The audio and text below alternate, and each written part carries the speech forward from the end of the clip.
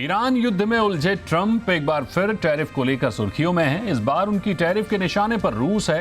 Trump ने साफ किया है कि रूस से तेल खरीदने वाले देशों पर वो सख्त रुख अख्तियार करेंगे और जो भी देश रूस से तेल और गैस खरीदेगा उस पर वो 100% टैरिफ लगाएंगे। तो क्या माने, ट्रंप एक बार फिर टैरिफ को हथियार बनाकर रूस पर दबाव बनाना चाहते हैं? ये एक बड़ा सवाल है और भारत पर क्या होगा इसका इंपैक्ट, आप देखिए ये रिपोर्ट। और रूसी तेल ट्रंप का नया खेल।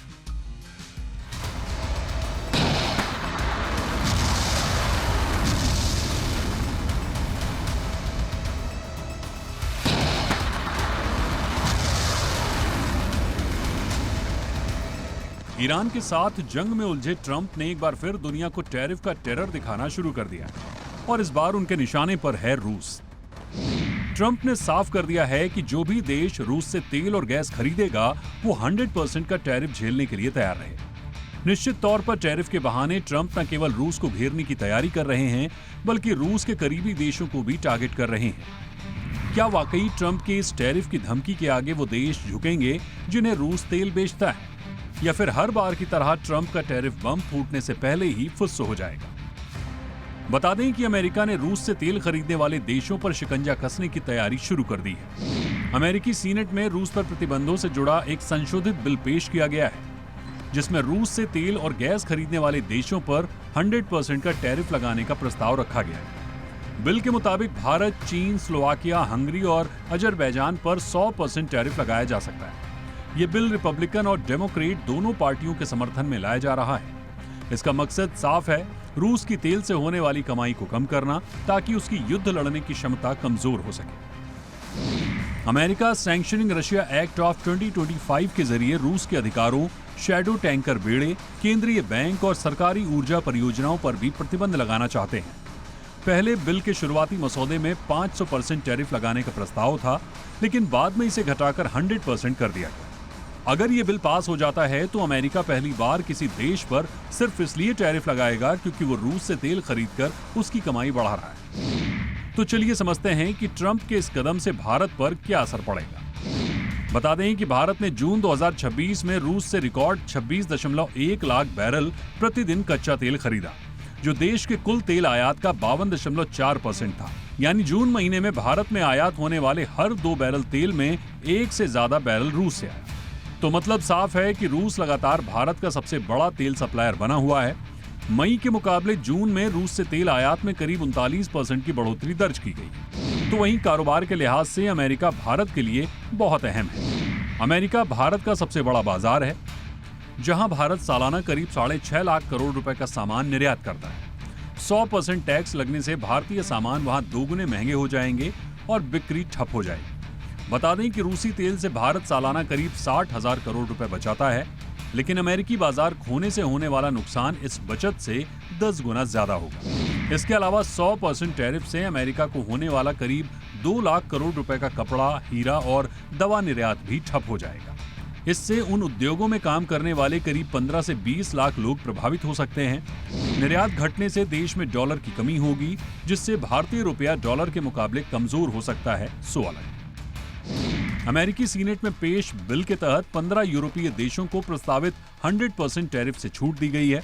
इन देशों को राहत इसलिए दी गई है क्योंकि ये रूस से 15% से कम प्राकृतिक गैस खरीदते हैं और धीरे धीरे उस पर अपनी निर्भरता भी कम कर रहे हैं। तो क्या माने कि रूस के साथ नजदीकियां उसके दोस्तों पर भारी पड़ने वाली हैं? ब्यूरो रिपोर्ट, जी मीडिया।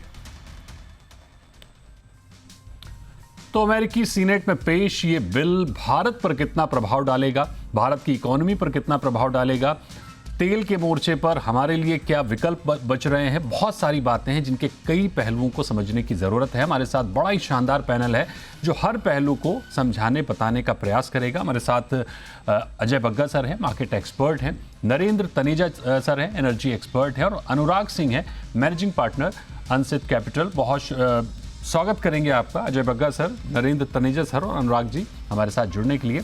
अजय बग्गा सर, पहले आपके पास ही आते हैं और आपसे मेरा सवाल ये होगा कि मिडिल ईस्ट में पहले से हम युद्ध की आग में देख रहे हैं, युद्ध की आग में वो जल रहा है और उससे पूरी दुनिया की सप्लाई चेन बाधित हुई है। ईरान इजराइल तनाव ने सप्लाई चेन का जोखिम बढ़ा दिया और अब ट्रंप रूस से तेल खरीदने वाले देशों पर 100% टैरिफ की चेतावनी दे रहे हैं। क्या दुनिया एक डबल ऑयल शॉक की तरफ बढ़ती जा रही है? अगर ऐसा हुआ तो भारत की जीडीपी, महंगाई और रुपया तीनों पर सबसे बड़ा खतरा कितना गंभीर होगा? जी, यही है कि अभी ये प्रस्तावित बिल है, इसको पारित होना होगा। अब यही है कि लिंडसे ग्राहम की मृत्यु हो गई 12 जुलाई को, तो इसीलिए ये बिल अब फास्ट ट्रैक किया जा रहा है उनको, एक ट्रिब्यूट की तरह। बट 500 से 100% ऑलरेडी डाइल्यूशन हुआ है। दूसरा, अब ट्रम्प उसमें वेवर दे सकते हैं नेशनल इंटरेस्ट में। तो ये देखना पड़ेगा। अब ये हमने पिछले पूरे साल ये एनालिसिस करते रहे हम लोग कि अगर ये होता है तो क्या होता है। बट हमने यही देखा कि जब ईरान और यूएस के युद्ध के कारण मिडिल ईस्ट सप्लाईज डिसरप्ट हो गए, तो यूएस ने सैंक्शन वेवर दिया रशिया पे। दूसरी बात, अहम बात यह है कि यमाल एलएनजी जो आप दिखा रहे थे, उसका 99% गैस यूरोप में ही गया है। तो ये अब एक तरह का फोर्स फिटिंग कर रहे हैं कि यूरोप और जापान इससे निकल जाएं, जो 15% का वेवर दिया जा रहा है। बट अदरवाइज अगर आप देखें, 6 बिलियन यूरोस यूरोप ने दिए हैं, और 99% वहां का एलएनजी साइबेरिया का वो यूरोप में गया है पिछले 6 महीने में। तीसरी बात ये देखने लायक है कि भारत के पास क्या विकल्प है। तो भारत एक रूल टेकर नहीं बन सकता, वो एक सॉवरेन बायर है, अपने नेशनल इंटरेस्ट में डिसाइड करेगा। और अगर रशिया जिस तरह से 50% हुआ है, वो इसलिए था कि वैकल्पिक और सप्लायर्स कम थे, और ये तेल अवेलेबल था सैंक्शंस वेवर के तहत। बहुत सारे जहाज थे जो समुंदर में थे, जो रशियन जहाज आए। और एक नई चीज जो अब निकली है, क्योंकि रशियन रिफाइनरीज पे यूक्रेन का इतना आघात हुआ है और उनकी क्षमता कम हो गई है, काफी काफी तेल अब भारत में आ रहा है, और साथ में डीजल वापस जा रहा है, या रिफाइंड प्रोडक्ट्स वापस जा रहे हैं। और भारत का $85 बिलियन का रिफाइंड प्रोडक्ट्स का इंपोर्ट एक्सपोर्ट है हर साल, जो ज्यादातर यूरोप को जाता है। रशिया अभी तक नहीं लेता था क्योंकि उनके रिफाइनरीज बहुत हैं। बट अब उनके रिफाइनरीज क्योंकि क्षतिग्रस्त हुए यूक्रेन से, रशिया को भी हम सप्लाई कर रहे हैं। और ये जो 85 बिलियन जाता है, उसमें प्राइवेट प्लेयर 70% हैं। तो ये क्रूड ऑयल आता है हमारे पास क्षमता है 5.8 मिलियन बैरल प्रतिदिन की। उसको हम 105 110% कैपेसिटी पे चलाते हैं, और रिफाइंड प्रोडक्ट्स हम यूरोप को भेज रहे हैं। तो क्या आप वो ओरिजिन भी लगाएंगे उस तेल के ऊपर, और यूरोपियंस के ऊपर भी 100% फिर लगाएंगे, क्योंकि रशियन तेल से बनाया हुआ डीजल या पेट्रोल उनको भारत प्रदान कर रहा है। तो ये सब पेचीदा है, बातचीत होगी। ये हमें पता है क्या असर होगा, और प्रैक्टिकली पॉसिबल नहीं है आज के माहौल में, जब गल्फ का इतना डिसरप्शन हुआ है। उस माहौल में रशियन तेल भी निकाल देना विश्व से प्रैक्टिकली तो पॉसिबल नहीं है। अब देखते हैं कैसा होता है। बिल्कुल सर, प्रैक्टिकली पॉसिबल नहीं है। ये कैसा होगा, ये आगे देखने वाली बात होगी। नरेंद्र सर, लगभग यही सवाल आपसे भी कि मिडिल ईस्ट में युद्ध का खतरा है, हॉर्मुज पर तनाव और रूस पर अमेरिकी आर्थिक दबाव। क्या भारत पहली बार ऐसी स्थिति में है जहां उसके दो सबसे बड़े ऊर्जा स्रोत एक साथ जोखिम में हैं? सरकार की सबसे बड़ी चिंता आज क्या होनी चाहिए? नहीं, अब देखिए, देखने का नजरिया है। आज अमेरिका की कोशिश क्या है? अमेरिकी सरकार भारत पर लगातार दबाव बना रही है, और पिछले 2 साल से खास तौर से, कि भाई आप हमसे ज्यादा तेल खरीदिए, हमसे ज्यादा गैस खरीदिए। और हकीकत यह है कि हम उनसे पहले से ज्यादा तेल भी खरीद रहे हैं और गैस भी खरीद रहे हैं। और अगर आप वॉल्यूम उठा करके देखें तो उसमें काफी बढ़ोतरी है। और दूसरी तरफ क्या है कि ट्रम्प साहब तमाम चीजें ऐसी करते हैं जो उनका जो डोमेस्टिक ऑडियंस है और उनका जो वोटर है, उसको उससे उनका ज्यादा कम्युनिकेशन होता है और बाहर की दुनिया से कम होता है। अब अगर ये ट्रम्प साहब ये चाहते हैं कि रूस का तेल जो है वो चाइना भी लेना बंद कर दे और भारत भी बंद कर दे। पहली बात तो यह है कि रूस जो तमाम तेल चाइना जो तमाम तेल रूस से लेता है वो पाइपलाइन के माध्यम से है, जहां उनके एग्रीमेंट जो है चाइना और रशिया के बीच में 20-20 25-25 साल लंबे उनके लॉन्ग टर्म एग्रीमेंट है। किस दाम पे चाइना उनसे लेता है, टर्म्स एंड कंडीशन क्या है, बाजार में किसी को नहीं पता, क्योंकि उनकी जो जो सवरन एग्रीमेंट है दोनों देशों के बीच में। क्या चाइना ट्रम्प साहब की बात सुनेगा? सवाल ही नहीं उठता। और दूसरी बात यह है कि जहां तक भारत की बात है, अगर भारत और चीन, just for the sake of discussion, Bharat और चीन दोनों जो है मैं रूस का तेल लेना बंद कर देते हैं, इसका मतलब ये भी हुआ है कि जो ग्लोबल सप्लाई सिस्टम है उसके अंदर से लगभग 50 लाख बैरल तेल उड़ जाएगा। अभी मैंने प्रोडक्ट्स की तो बात ही नहीं करी, मैं कच्चे तेल की बात कर रहा हूँ, खाली प्रोडक्ट्स भी उड़ जाएंगे। कुल मिलाकर के हो सकता है अगर ऐसा ही होता है तो 65 लाख बैरल, 6.5 मिलियन बैरल्स जो है सप्लाई सिस्टम से गायब होगा। उसका नतीजा क्या होगा? तेल महंगा होगा। अगर तेल महंगा होगा तो दुनिया का सबसे बड़ा तेल का उपभोक्ता कौन है? अमेरिका है।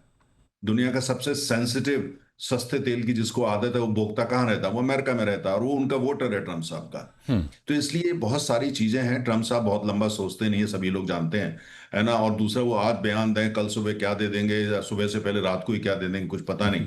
लेकिन सबसे अहम बात यह है भारत के लिए कि हमने एक तो बिल्कुल इस पर रवैया हमारा स्पष्ट होना चाहिए कि हम एक सॉवरेन कंट्री हैं। हम कहाँ से क्या मंगाते हैं ये हम फैसला दिल्ली में होगा, इसका फैसला जो है वॉशिंगटन डीसी में नहीं हो सकता। दूसरी बात यह है कि अगर वो टैरिफ लगा देंगे, ये कर देंगे, वो कर देंगे, तो ये नेगोशिएशंस का हिस्सा होगा। उनको भी हमारी जरूरत है, हमें उनकी जरूरत है। ऐसा तो है नहीं कि भाई उनको हमारी बिल्कुल जरूरत नहीं है। आज इंडो पैसिफिक के इलाके में देखिए, तो जिस हिसाब से वो चाइना से अमेरिका खौफ खाया हुआ है, बिना भारत के वो बहुत ज्यादा आगे नहीं जा पाएगा जो उनके जियो पॉलिटिकल गोल्स हैं। मिडिल ईस्ट के अंदर भी अगर आप उठा करके देखते हैं, तो इसलिए मुझे लगता है कि भारत को जो है अनफॉर्चुनेटली हमको जो है ऐसी सिचुएशन मिल रही है ऊर्जा को लेकर के जहां हमारी वल्नरेबिलिटीज बढ़ गई हैं, इनसिक्योरिटीज बढ़ी हैं, एंग्जाइटीज थोड़ा बढ़ी हैं। और उसका कारण ये भी है कि हमने अपने देश के अंदर जो है जितना तेल का खनन करना चाहिए था, उत्पादन करना चाहिए था, पिछले 30 सालों में नहीं किया। हमने ऑयल एंड गैस सेक्टर पिछले 35 साल के अंदर निगलेक्ट किया।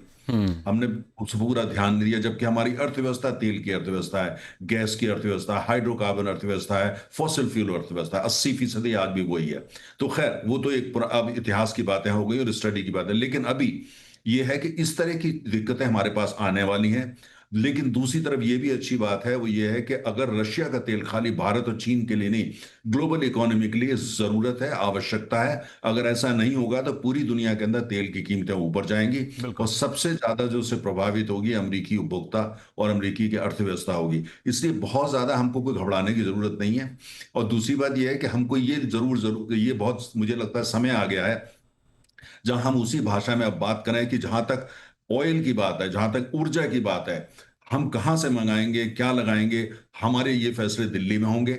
अमेरिका जो सैंक्शंस की बात कर रहा है उसने लगा रखी है रशिया के खिलाफ, वो यूनिलैटरल सैंक्शन है, वो यूनाइटेड नेशंस की नहीं है। इसलिए घबराने की जरूरत नहीं है। लेकिन हमारी जैसी अर्थव्यवस्था, बड़ी अर्थव्यवस्था, और आयातित ऊर्जा पे इतनी भारी हमारी निर्भरता, चाहे वो सोलर पैनल हो, सोलर सेल हो, चाहे वो यूरेनियम हो, चाहे वो तेल हो, चाहे वो गैस हो, कुछ सकता है थोड़ा बहुत कोयला भी, हमारी बहुत ज्यादा, इस पे हमको ध्यान ज्यादा देना पड़ेगा।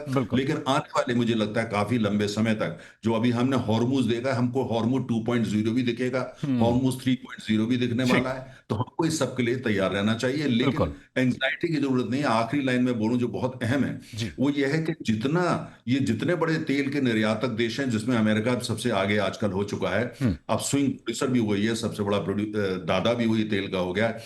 जितनी तेल निर्यातक देश को, भारत को इन देशों की जरूरत है तेल के लिए, इन देशों को अपनी एनर्जी सिक्योरिटी के लिए, क्योंकि इनको लिए एनर्जी सिक्योरिटी का मतलब होता है कि डिमांड सिक्योर करना, उनको भारत की जरूरत है। हमको ये लेवरेज कैसे किया जाए, ये थोड़ा सीखना पड़ेगा। बिल्कुल, बड़ी अहम बात आपने कही कि इस जोखिम में सबसे इंपॉर्टेंट बात यह है कि हमारा नेशनल इंटरेस्ट क्या है वो हमें डिसाइड करना है, दिल्ली में डिसाइड करना है, किसी और देश में कहीं और डिसाइड नहीं होगा। हालांकि जोखिम बड़ा है, इस पर क्या फैसले सरकार लेती है, सरकार का क्या रुख होगा, वो तो देखने वाली बात होगी। हालांकि नेशनल इंटरेस्ट सबसे ऊपर है।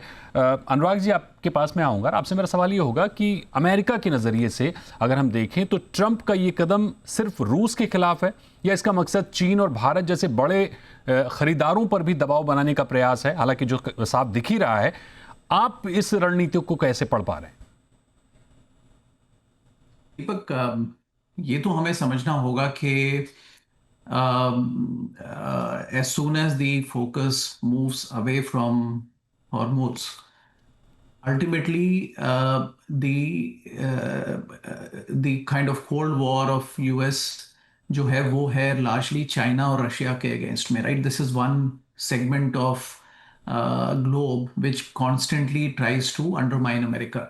So ultimately ये agreement डेमोक्रेट्स और रिपब्लिकन्स दोनों में ही है कि we have to weaken Russia. Broadly, right. इसमें इसमें कोई डाउट नहीं है। और चाइना से कुछ कोलैबोरेटिव अप्रोच कहते हैं, लेकिन eventually they know that they are trying to compete with China. So this is a broader understanding.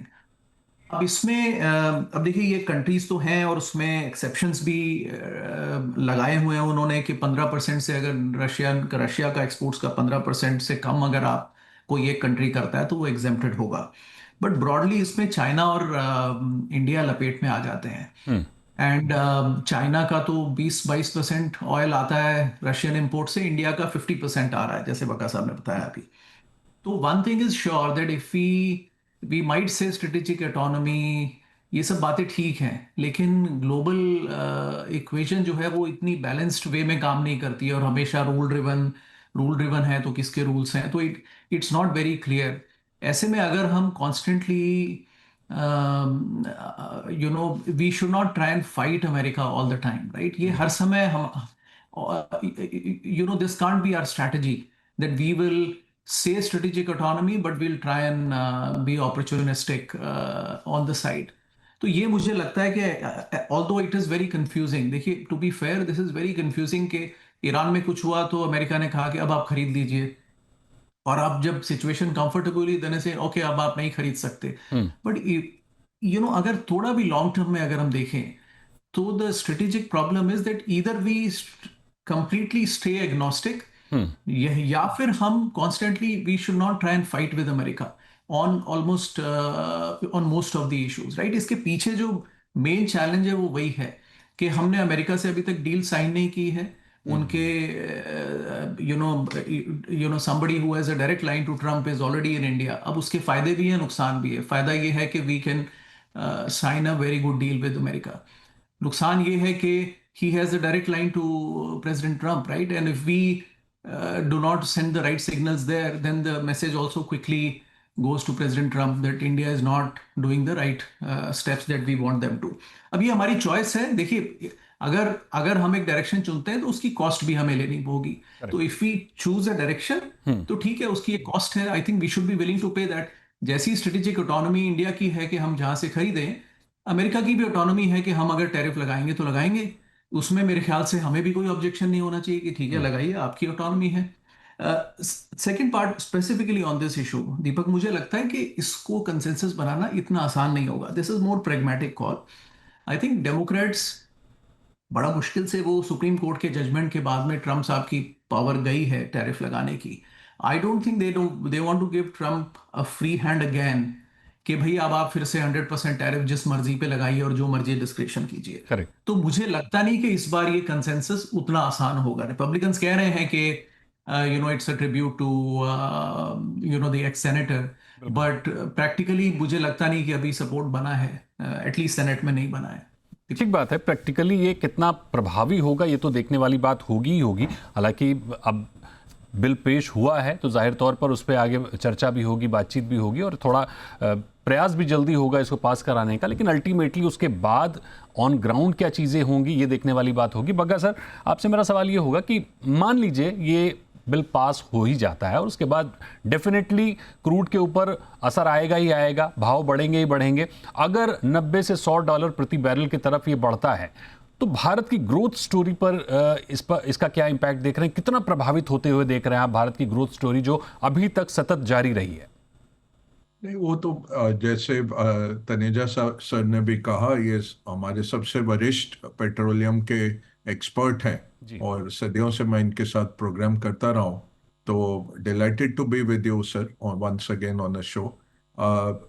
Overall देखें दीपक जी तो इम्पैक्ट तो है, और ये इसलिए मैं नहीं बोल रहा हूँ क्योंकि पिछले पूरे साल हमने ये एनालिसिस किया है कि हर $10 जब क्रूड बढ़ता है तो आपका इन्फ्लेशन बढ़ जाता है 1% से, आपका जीडीपी गिर जाता है 0.5% से, आपका करंट अकाउंट डेफिसिट बिगड़ जाता है X% से। ये सब अभी छोड़ देते हैं क्योंकि ये बहुत दो पेचीदा सवाल हमारे आगे हैं। एक तो हॉर्मुज का इशू है, और जिस तरह से ईरान ने आज कहा है, जो ट्रम्प सीधा उनको धमकी दे रहे हैं कि अगले हफ्ते से हम आपके ब्रिज ऑफ पावर प्लांट्स उड़ाने शुरू कर देंगे, और ईरानियों ने कहा है कि हम हूतियों से रेड सी बंद करवा देंगे। तो वो उससे क्या होगा, जो 15 मिलियन बैरल बंद हुए थे गल्फ से आने, उसमें से जो नुकसान हो रहा था वो 4-5 मिलियन का ही हो रहा था, क्योंकि रेड सी से सऊदी निकाल रहा था, फिजेरा से यूएई निकाल रहा था। तो ये करके 8-9 मिलियन बैरल निकल रहे थे दिन के। अगर वो रुक जाते हैं तो बहुत ही इम्बैलेंस्ड हो जाता है, तब तो $120 मार्च वाला भी आ जाएगा। रशियन को आप छोड़ ही दीजिए। और यही याद रखिए, मार्च में जब 120 आया था, ट्रंप भी हर्ट होते हैं, क्योंकि इमीडिएटली यूएस का रिटेल गैसोलीन का प्राइस देना शुरू कर देता है इतना हाई। वो ऑलरेडी 3.9 पे आ गया है। ये पिछले कुछ दिनों में जो बढ़ोतरी हुई है तेल की, पिछले 8 दिनों में, तो $120 तो ट्रंप के लिए भी पॉलिटिकल सर्वाइवल का इशू हो जाता है। और मार्च में फिर उन्होंने कहा था कि रशियन तेल पे पाबंदी हम हटा रहे हैं। तो ये सब कुछ आप इकट्ठे सॉल्व नहीं कर सकते। एंड गेम हमें पता नहीं ईरान में ट्रंप का क्या है, किस तरह से बाहर निकलेंगे, क्या वो करना चाहते हैं। क्या वो गल्फ कंट्रीज जिन्होंने ट्रंप को रोक नहीं पाए, और अब वो नहीं चाहेंगे कि आधा काम करके ट्रंप निकले, क्योंकि ईरान अभी और रेडिकलाइज हो गया है और ईरान अभी बदले के माहौल में है बिल्कुल। तो वो गल्फ कंट्रीज से कीमत जरूर लेगा। तो वो भी नहीं चाहते कि अमेरिकन सोल्जर अभी निकले वहां से। इसका एंड गेम क्या है, ये हमें सोचना है। अगर ईरान बढ़ता रहा, रशिया पे कुछ नहीं करेंगे, क्योंकि वो मार्केट ही खत्म हो जाता है। जो तनेजा सर ने कहा, वो हमारा तेल मार्केट रहता नहीं है ग्लोबल, क्योंकि रशिया इतना बड़ा है। 5 मिलियन बैरल रशिया का निकल के आ रहा है। और ये देखना पड़ेगा कि भारत पे जो इशू आया है, ये जो हम नियरली सारा ही अपना इंपोर्ट हम या रशिया से ले रहे थे या गल्फ में से ले रहे थे। अब कुवैत, इराक, सऊदी हमारे बहुत बड़े सप्लायर हैं। ईरान को हम नहीं हाथ लगाते थे। यूएई हमारा बहुत बड़ा सप्लायर है। तीनों बंद हो गए। वो फोर्स मेजर लगा के हाथ उठा देंगे सब कॉन्ट्रैक्ट से कि हम नहीं दे सकते साहब, यहाँ तो बमबारी हो रही है, जहाज ही नहीं निकल सकता। अब जो फिजेरा से जो भी हम उठा लें तो उठा लें, बाकी नहीं मिलेगा। वेनेजुएला से ले रहे हैं, अंगोला से ले रहे हैं, ब्राजील से ले रहे हैं। नाइजीरिया ने बढ़ाया है अपना 1.6 मिलियन बैरल पर डे हो गया है नाइजीरिया का प्रोडक्शन। वो होते होते टाइम लगेगा, और फिर जाके हम कह सकते हैं ठीक है, रशिया से भी हम कम कर रहे हैं, और मिडल ईस्ट में भी ईरान को हम हाथ नहीं लगाएंगे। अभी क्या किया जाए? आपको चलानी तो है आपकी इकोनॉमी। अगर हो गया तो फिर तो ये पाकिस्तान जैसी हो जाएगी स्थिति, जहां उनके पास गैस नहीं है। कल बड़े बड़े टेंडर वो इशू कर रहे हैं पैनिक में, क्योंकि कतार के जहाज को जला दिया ईरानियों ने 2 दिन पहले। तो जो गैस आनी थी पाकिस्तान के पास है नहीं, उनके चूल्हे नहीं जल रहे। एटलीस्ट हमने वो सब मैनेज कर लिया है। वो जरूर इकोनॉमिक कॉस्ट रहती है, और लॉन्गर टर्म आपको अपना रेजिलियंस बनाना है, आपका रिन्यूएबल्स बनाना है। वो सब बहुत दूर के बायोगैस वगैरह हम बात करते हैं, 0.5% है बायोगैस। वो जब हजार हजार प्लांट जापान के लग भी जाएंगे, 1-1.5% बनेगा टोटल। तो वो न्यूक्लियर है तो बहुत लंबा है, और कुछ है ही नहीं न्यूक्लियर का। या तो फिर कोयले के प्लांट्स चलाओ, अच्छी तरह उसका प्लांट लोड फैक्टर बढ़ाओ, जितना स्टोरेज कैपेसिटी ला सकते हैं लिंकअप करो। सोलार हमने इतना लगा दिया, ग्रिड नहीं है, स्टोरेज नहीं है। तो सोलार आ भी रहा है, बट उसको ना वो ले पा रहे हैं स्टेट डिस्कॉम्स, ना वो उसको स्टोर कर पा रहे हैं। तो ये एक मुहिम की तरह शुरू होना पड़ेगा पूरा। एंड फिर आपका स्ट्रेटेजिक पेट्रोलियम रिजर्व, जो इस बार ही दिख गया कि नहीं था, जापान और चाइना के पास था। एक्चुअली ऑयल मार्केट को चाइना ने बचाया है। जो इनके कल नंबर आए, अगर आपने पढ़ा हो, जून में चाइना ने नियरली हर रोज 4 मिलियन बैरल कम इंपोर्ट किया है। तो उसने अपने स्ट्रेटेजिक रिजर्व में से निकाला।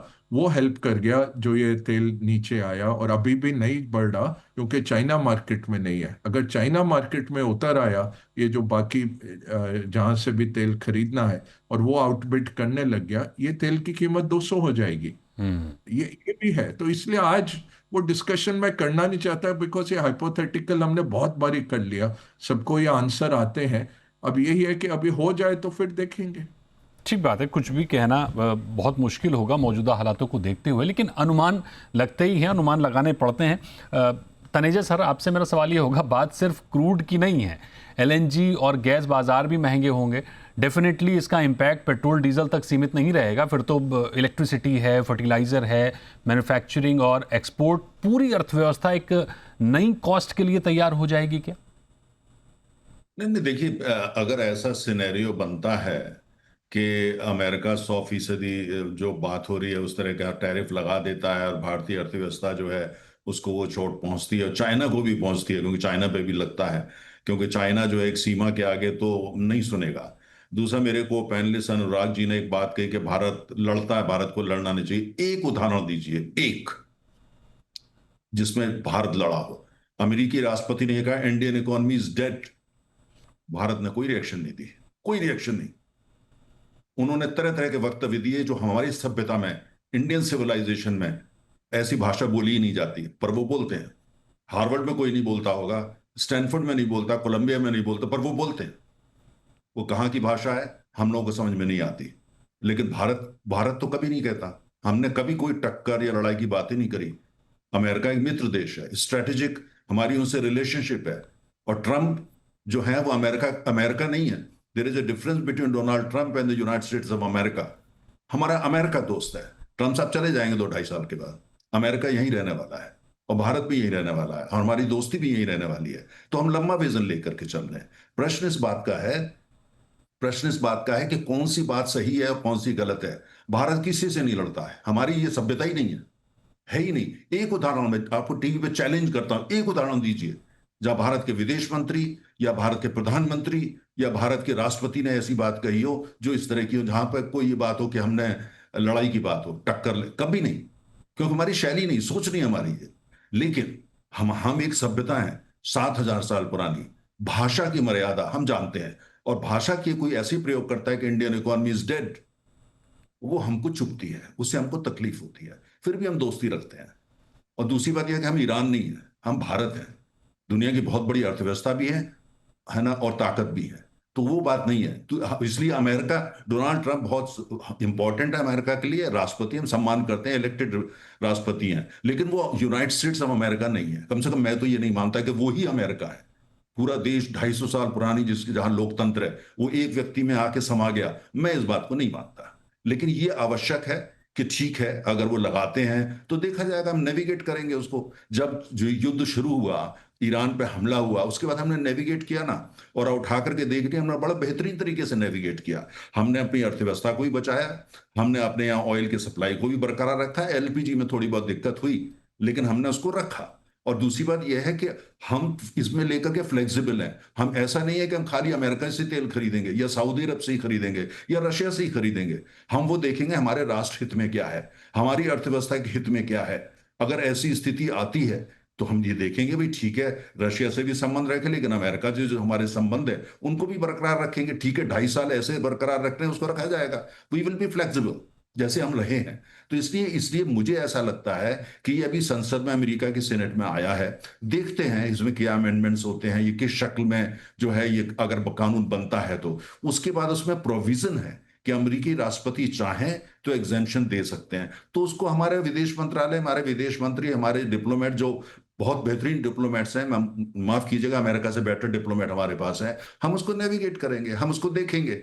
हम देख रहे हैं ईरान से बातचीत हो रही है, तो बातचीत इसलिए आगे नहीं बढ़ पा रही कि ईरान की तरफ से बेहतरीन डिप्लोमेट लगे हुए हैं, और वहां से तो बिजनेसमैन लगे हुए हैं न्यूयॉर्क के। क्या नेगोशिएशन हो रही है, दुनिया देख रही है। मेरी सिर्फ यहाँ पे ये बात है कि अगर ऐसे हालात बनते हैं कि रशिया का तेल बिल्कुल अंतर्राष्ट्रीय सप्लाई सिस्टम में आना बंद हो जाता है, तो हमारे पास हमने जो है, हमारे पास और रास्ते हम देखेंगे कहां कहां से लेके आएगा। हम ये भी देखेंगे अमेरिका अपने उपभोक्ता को कैसे बचाएगा, अपनी महंगाई को कैसे बचाएगा, अपनी अर्थव्यवस्था को कैसे बचाएगा। हमको ये नहीं भूलना चाहिए, इसी अमेरिका ने जब ये क्राइसिस जब जब हुए, पहले भी 2 साल पहले हुए थे, उन्होंने हमको ये कहा था कि आप जाके रूस से तेल खरीदिए। हमको अमेरिका ने आगे बढ़ के बोलता था सैंक्शंस लगी हुई है, परवाह मत कीजिए, रूस से तेल लीजिए। दूसरी बात, हमने $18 बिलियन रूस में निवेश कर रखा है तेल और गैस में, रशिया के अंदर। और हमारे को रशिया में लेकर के कौन गया था कि आइए रशिया में निवेश करते हैं? अमेरिका था।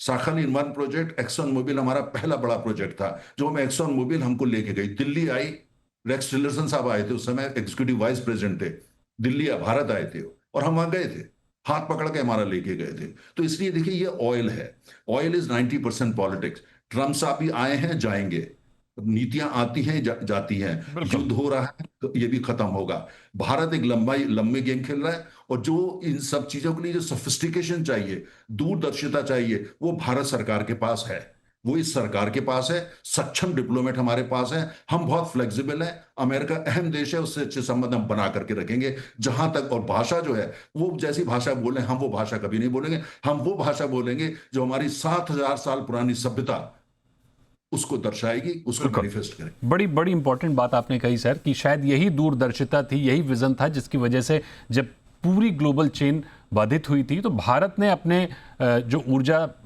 सिक्योरिटी थी, जो एनर्जी सिक्योरिटी थी, उसको बचा के रखा और किसी तरह का संकट नहीं आने दिया, भरपूर प्रयास किए, और जाहिर तौर पर आगे भी इस तरह के प्रयास होते रहेंगे। पहली चीज़, अनुराग जी, आपका रिएक्शन तनेजा सर के बात पर, और उसके साथ ही अगर भारत अमेरिका दबाव के बावजूद रूस से तेल खरीदना जारी रखता है तो क्या अमेरिकी निवेशक भारत को लेकर ज्यादा सतर्क हो सकते हैं? क्या इससे एफडीआई, एफपीआई और डॉलर फ्लो पर असर पड़ता हुआ देख रहे हैं आप? मैं सेकंड क्वेश्चन को पहले एड्रेस करता हूं। देखिए दीपक, फर्क तो पड़ ही रहा है। जैसा मैंने कहा कि व्हेन यू हैव देखिए यहाँ की डिप्लोमेसी, देखिए नरेंद्र जी की बातें अपनी जगह पे सही हैं। मैं एक ऑल्टरनेटिव पर्सपेक्टिव भी रखता हूँ उसमें। देखिए यहाँ पे करियर ब्यूरोक्रेट्स होते हैं, लेकिन they don't have so much authority. और ये अमेरिकन सिस्टम हमेशा से ही ऐसे काम करता है कि एम्बेसडर्स कहीं से भी प्रेसिडेंट्स अपॉइंट करते हैं। They are people who are confidants of the president, चाहे वो डेमोक्रेट्स हो चाहे रिपब्लिकन्स हो। तो वो उनके खास आदमी होते हैं, वो सिविल सर्विसेज से नहीं आते हैं। And American style of negotiation is slightly different, which is very different from जो कि इंडियन ब्यूरोक्रेसी जैसे काम करती है। लेकिन देखिए, इस माई पॉइंट इज सिंपल। अगर आप एक स्ट्रेटेजिक चॉइस लेते हैं तो उसकी कॉस्ट भी तो होती है ना। हर स्ट्रेटेजिक चॉइस की एक कॉस्ट है। अगर कॉस्ट है तो वो कॉस्ट पे कर दीजिए, उसमें कोई चैलेंज नहीं। अभी देखिए इंडिया को गोल्ड का चैलेंज आया तो 15% ड्यूटी इंडिया ने लगाई कि हम गोल्ड इंपोर्ट पे, अब उसको सेस कह लें, कुछ कह लें, but it's a tariff to the domestic customers के गोल्ड इंपोर्ट पे टैरिफ लगेगा, right? It's just to control the dollar demand, right? ऐसे ही यूएस इन्वेस्टर्स को ऑलरेडी सिग्नल्स, देखिए कल परसों कोई दूसरे चैनल पे गोल्डमैन सैक्स के वाइस चेयरमैन थे, वो कह रहे थे कि इंडिया में सब कुछ बेहतर है, लेकिन थोड़ा सा रेगुलेटरी रेजीम ऐसी है कि इन्वेस्टर्स को मैसेज जाता है कि it's not very comfortable to invest. तो वो मैसेज इन्वेस्टर्स पकड़ते हैं डेली, और अगर वो आपको नंबर्स में दिखता है, तो अगर नंबर्स में दिखा है तो ठीक है। ऑल्दो ये एक पॉलिसी भी हो सकती है सरकार की कि यार देखिए हमें बहुत ज्यादा फॉरेन इन्वेस्टमेंट नहीं चाहिए, बिकॉज उससे फॉरेन इन्वेस्टर्स का लेवरेज बढ़ता है। इफ दैट्स अ पॉलिसी, वो भी एक ठीक पॉलिसी है। उसका लॉन्ग टर्म में फायदा होता है, नुकसान होता है, बट बहुत सारे कंट्रीज जैसे चाइना भी यही पॉलिसी लेता है कि बहुत सारा फॉरेन इन्वेस्टमेंट हमें कंट्री में नहीं चाहिए, and it is fine, right? It's a policy for them. तो इसमें कोई डिबेट नहीं है। Finally, I think we should look. देखिए, proof of pudding is in the eating. Ultimately, we have always found it very difficult to deal with America generally overall, right? And we have found it very easy to deal with Russia and some of these neighboring Asian countries, right? जिससे, जो कि तनेजा जी की बात सही है कि वो culturally हमसे अलाइन होते हैं, right? The culture in Japan is very different from culture in America, right? और वो फर्क हमें समझना होगा।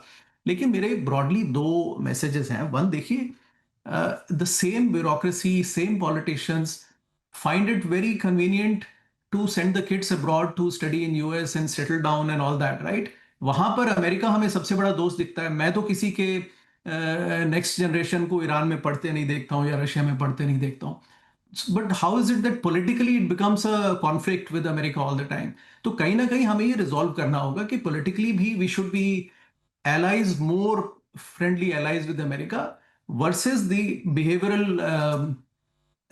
signs that we exhibit on the ground, that job bole, employment bole, business bole, हमारी कंपनीज बोले, they want to align with America. So politically ये friction क्यों दिखता है? There is a friction. इसमें एग्जांपल देने की मुझे जरूरत नहीं है, everybody can read it, but friction is there, right? And second is, I think we have to strike a deal. Ultimately we have to strike a deal, and we need to know कि कैसे हम आगे बढ़ते हैं। Conflicts हो सकते हैं, लेकिन अगर हम ये डील स्ट्राइक कर लेते हैं तो I think it will really send a right message that we can work with America, right? And it might resolve all the open pending issues that we have with them. But why is it that अब ये 2 साल हो गए हैं ये चर्चा करते हुए, हमें कम से कम 6 बार इंडिया की टीम अमेरिका जा चुकी होगी, लेकिन we just fail to connect this 1% issue which might be at our end, right? बिल्कुल। तनेजा जी, बिल्कुल लास्ट कमेंट आपका। नहीं देखिए अनुराग में जी, देखिए भारत को ये कि हमारे भारत के बच्चे वहां पढ़ते हैं, अमेरिका के अंदर बच्चे भी पढ़ते हैं, और अमेरिकी अर्थव्यवस्था में हमारा बहुत बड़ा कंट्रीब्यूशन है। हमारे सीईओ तमाम भारतीय हैं, उनका कंट्रीब्यूशन है। तो ऐसी और दूसरी बात ये, मैंने पहले भी कहा कि America, United States of America और ट्रम्प साहब में फर्क है। अमेरिका हमारा मित्र देश है, और दूसरी बात यह है कि ये भी बात सच है कि हम एक बड़ी शक्ति बनना चाहते हैं। पीडब्ल्यूसी की बात सुने तो वो तो कहते हैं 2050 तक अमेरिका और भारत की अर्थव्यवस्था बराबर होगी। और दूसरी तरफ पिछले ही दिनों जो है अमेरिका के उप वाणिज्य मंत्री ने दिल्ली में ये कहा कि हम जो है भारत का साथ इसलिए नहीं देंगे, हम नहीं चाहते कि जैसे चाइना में हमारी गलती हो गई, हम भारत का साथ दें और ये नया चाइना बन जाए, हम नहीं चाहते वो। तो हमको ये सारा कुछ पता है। और फ्रिक्शन, भारत बहुत मैच्योर कंट्रीज है, हम जानते हैं फ्रिक्शन को कैसे नेविगेट किया जाए, और वो हम कर रहे हैं बेहतरीन तरीके से।